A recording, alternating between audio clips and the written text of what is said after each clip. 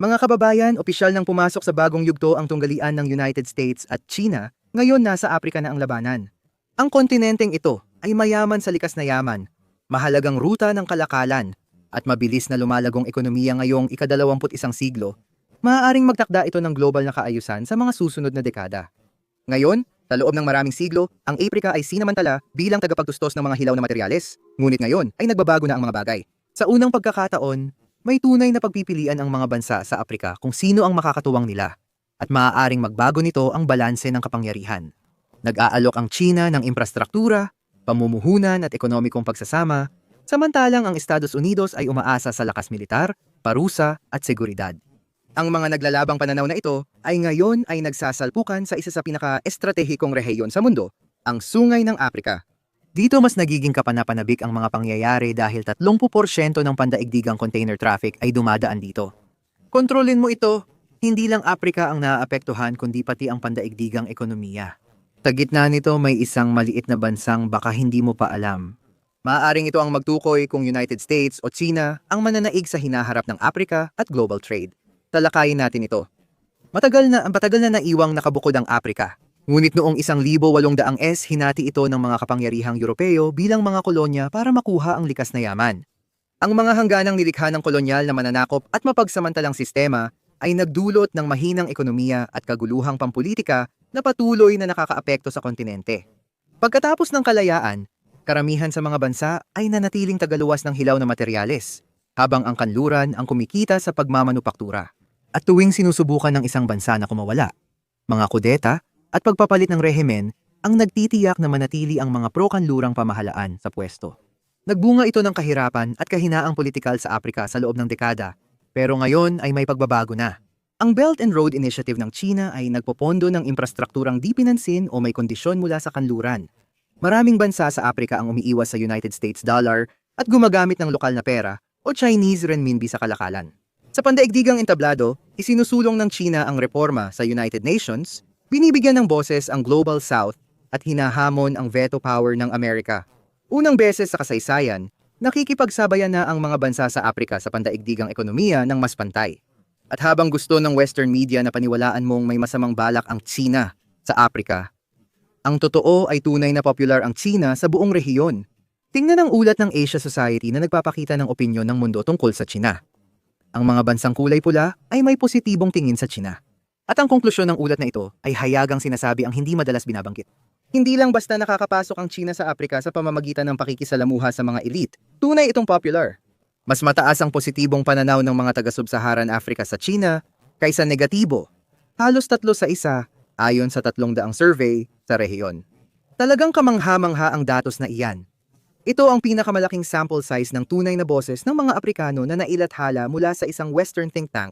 Nakikita ng mga Aprikano ang China bilang positibong impluensya na nagdudulot ng problema para sa Washington. Sa gitna ng buong kaguluhang ito ay ang Golpo ng Aden, isa sa pinakamahalagang choke point ng kalakalan sa mundo. Lahat ng barkong mula Europa papuntang Asya ay kailangang dumaan sa makitid na koridor na ito, na kamakailan lang naging conflict zone. Nagpatupad ang Yemeni Houthi ng partial blockade sa mga barkong patungong Israel bilang tugon sa digmaan sa Gaza. Gayunpaman, ang mga barkong Chino tulad ng malalaking BYD container ship na may kargang kotse ay nakadaan sa mga tubig na ito nang walang aberya. Malamang dahil sa suporta ng Beijing para sa Palestine at sa Brazil, Russia, India, China, South Africa partner nito na Iran. Para sa United States, hindi yung katanggap-tanggap. Nagkampanya ang hukbong dagat ng Estados Unidos laban sa mga Houthi ng ilang buwan, gumastos ng maraming bala at kagamitan, ngunit nabigo pa rin. Hindi napigilan ng Washington ang operasyon at napilitang sumang-ayon sa isang nakakahiya at nakakababa ng dignidad na kasunduang pangkapayapaan. Dahil magulo ang rehiyon, kailangan ng United States ng mapagkakatiwalaang kaalyado para mapatatag ang kanilang hukbong dagat at matagal nang ginagampanan ng Djibouti ang papel na ito. Nagpatayo ng base ang Washington noong 2002 at sumunod ang China noong 2017 sa kanilang tanging base militar sa labas ng bansa. Sinubukan ng Djibouti na manatiling neutral.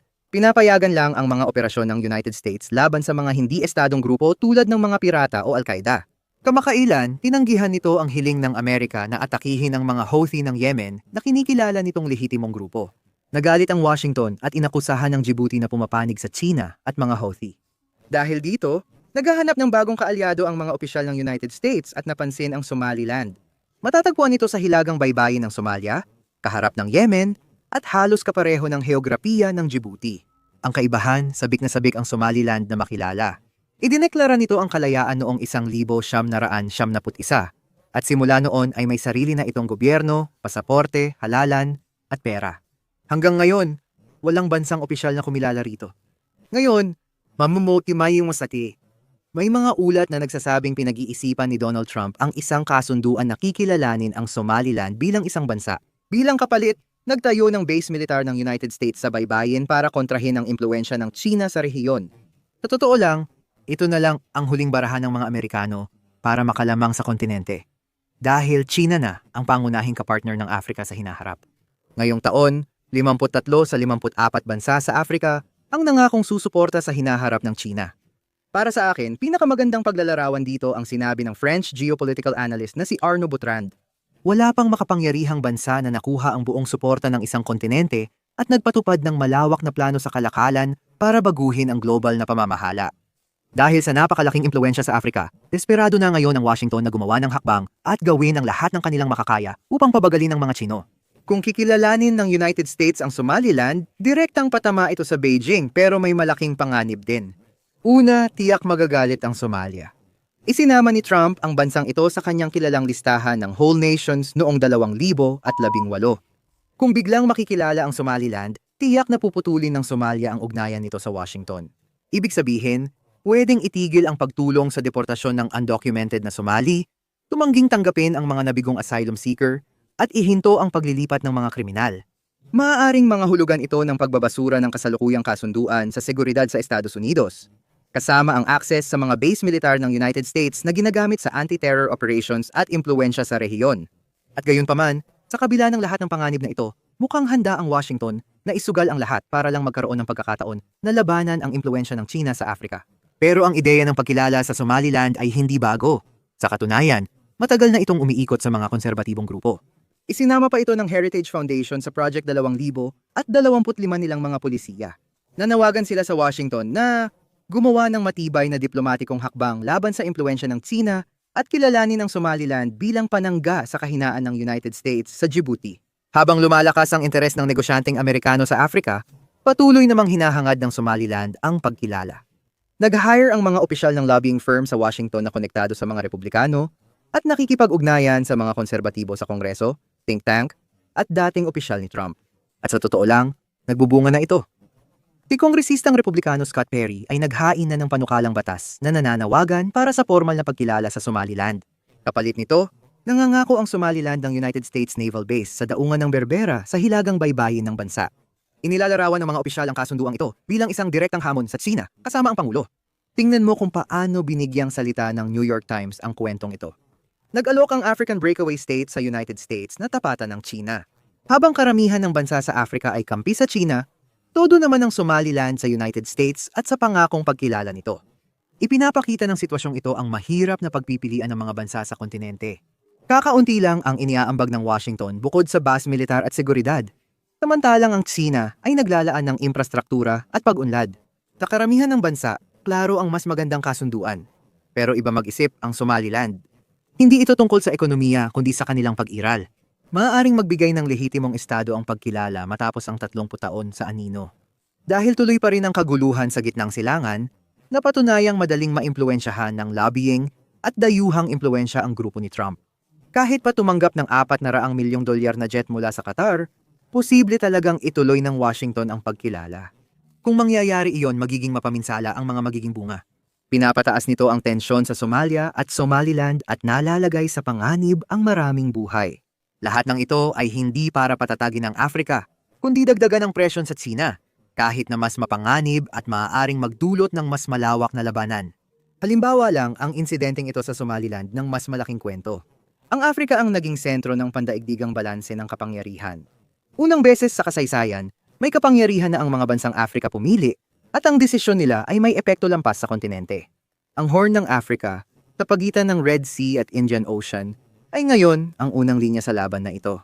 Ipinapakita ng neutralidad ng Djibouti, kahinaan ng Somalia, at pagsusumikap ng Somaliland para sa pagkilala ang taas ng nakataya ngayon. Hindi lang panrehiyon ang epekto ng mga mangyayari dito.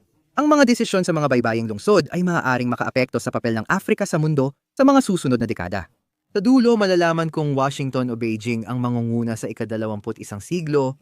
Salamat sa inyong lahat sa panonood hanggang dulo ng video. At umaasa akong nagustuhan ninyo ang malalim na talakayan natin ngayon tungkol sa Somalia, Somaliland, at ang kinabukasan ng Afrika. Isang kahanga-hangang case study sa kahalagahan ng pandaigdigang heopolitika. Nakakabighani para sa akin ang ganitong mga bagay dahil ngayon, ang kinabukasan ng Estados Unidos at China ay hinuhubog sa Afrika. Ang Afrika ang pinakaimportanteng kontinente sa kinabukasan ng ika-21 siglo. Ito ang dahilan kaya tutok ang Estados Unidos at China sa pagkuha ng impluwensya doon. Pero ngayon, panahon na para ipaalam mo sa akin kung ano ang opinion mo sa video natin ngayon. Sa palagay mo ba kikilalanin ng United States ang Somaliland bilang ganti sa Beijing? O sa tingin mo ba na patuloy na mapapanatili ng China ang kanilang nangingibabaw na posisyon sa buong Afrika? Ipaalam mo sa akin sa mga komento sa ibaba.